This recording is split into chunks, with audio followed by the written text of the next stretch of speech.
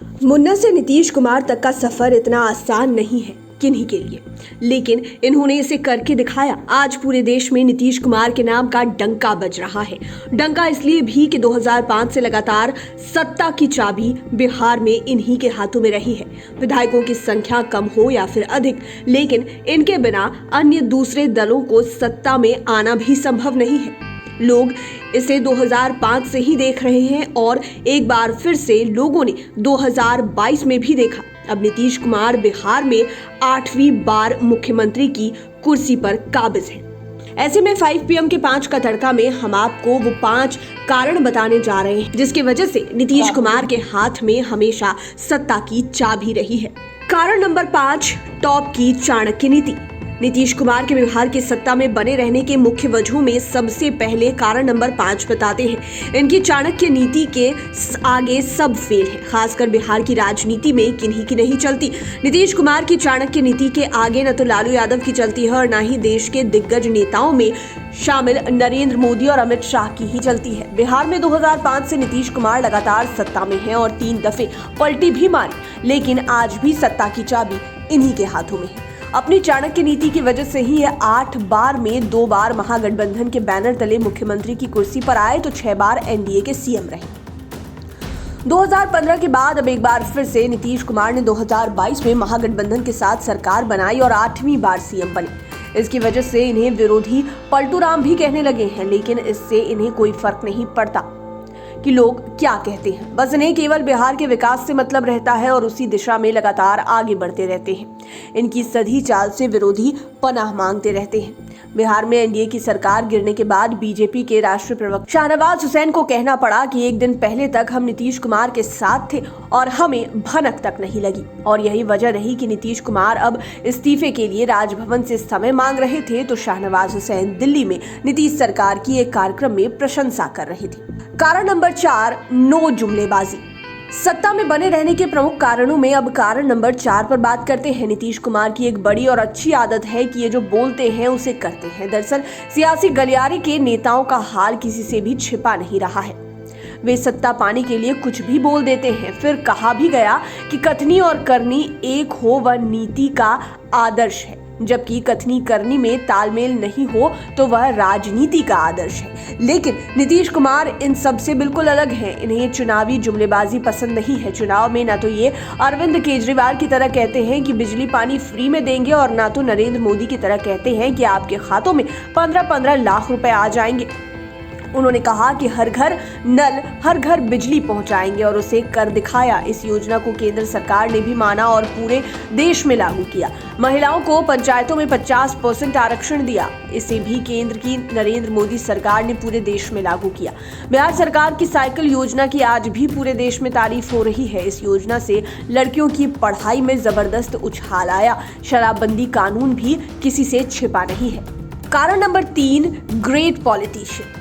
Great politician का होना इनके कारण नंबर 3 में शामिल है। बिहार के नामी स्वतंत्रता सेनानी राम लखन बाबू के घर 1 मार्च 1951 को जन्मे नीतीश कुमार के बारे में तब किसी ने कल्पना नहीं की होगी कि ये एक दिन बिहार के जबरदस्त पॉलिटिशियन बन जाएंगे। दरअसल नीतीश कुमार बचपन में मुन्ना के नाम से फेमस थे। इनके बड़े भाई आज भी इन्हें मुन्ना कहते हैं।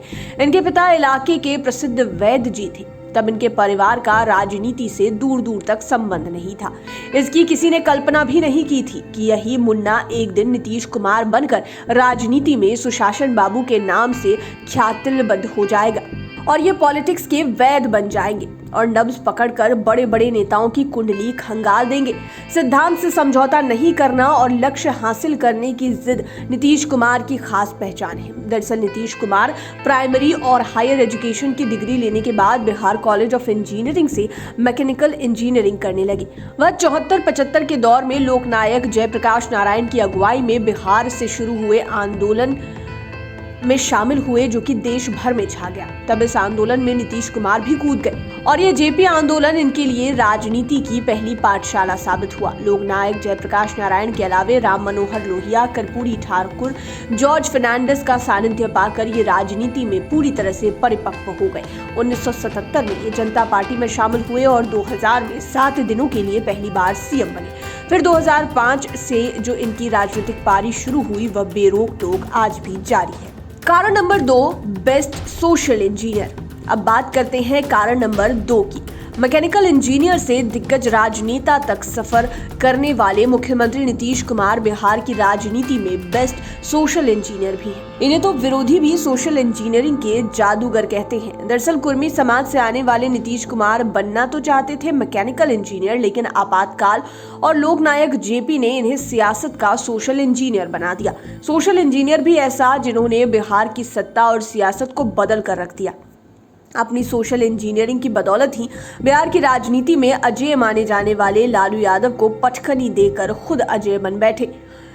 इन्हें किसी की अनदेखी बर्दाश्त नहीं। गेंद को अपने पाले में करने के लिए इन्हें इंतजार करना मंजूर रहता है। कम बोलना और मौके की नजाकत को गहरे तक भांपना इनके स्वभाव में शामिल है। अपनी अनदेखी के कारण ही इन्होंने लालू यादव का प्रबल समर्थक होने के बाद भी जोरदार ढंग से विरोध किया। इसके लिए इन्हें लंबा इंतजार करना पड़ा और फिर इसमें सफलता भी मिली। बीजेपी के साथ भी इन्होंने ऐसा ही किया। नरेंद्र मोदी जैसे दिग्गज नेता को भी इन्होंने एक नहीं बल्कि 2 बार छोड़ दिया। तभी तो अमित शाह जैसे नेता भी नीतीश कुमार की ताकत का लोहा मानते हैं और लालू यादव को भी इनकी सियासी ताकत का एहसास है। नीतीश कुमार खरा खरा कहने में भी पीछे नहीं रहते हैं। किसी भी बात पर 100% पारदर्शिता रखते हैं, काम में विश्वास रखते हैं और हमेशा कहते भी हैं कि विकास युक्त और भ्रष्टाचार मुक्त बिहार ही इनका सपना है और इसे साकार करने में लगे रहते हैं। और सबसे बड़ी बात कि 1977 से 2022 आ गया, लेकिन इन पर भ्रष्टाचार का एक भी आरोप अब तक नहीं लगा है। तेजस्वी यादव भी कहते हैं कि देश में इनके जैसा पीएम मटीरियल कोई नहीं। कारण नंबर 1, दोस्ती में भी नंबर 1। सुशासन और कानून के हिमायती तथा परिवारवाद से कोसों दूर रहने वाले नीतीश कुमार दोस्ती निभाने में भी नंबर 1 है।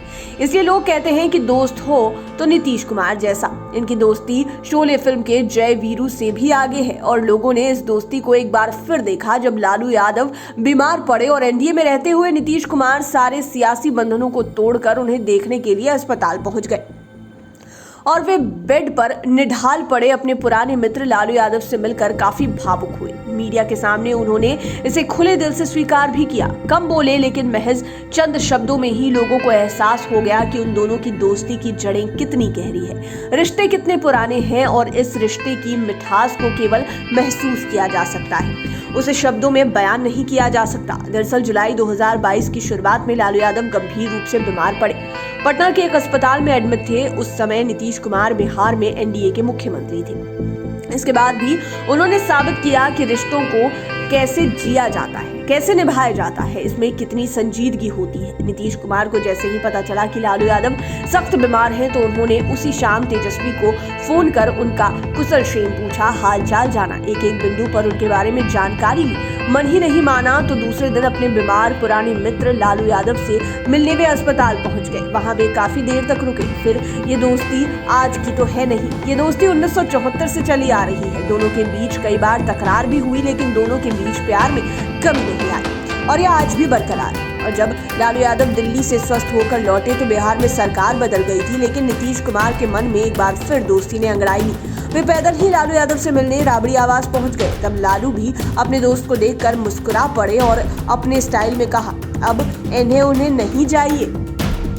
उम्मीद है ये वीडियो आपको पसंद आया होगा। इसी तरह के वीडियोस के लिए हमारे चैनल 5 PM को सब्सक्राइब कर लें, साथ ही फेसबुक पेज को भी लाइक करें। धन्यवाद।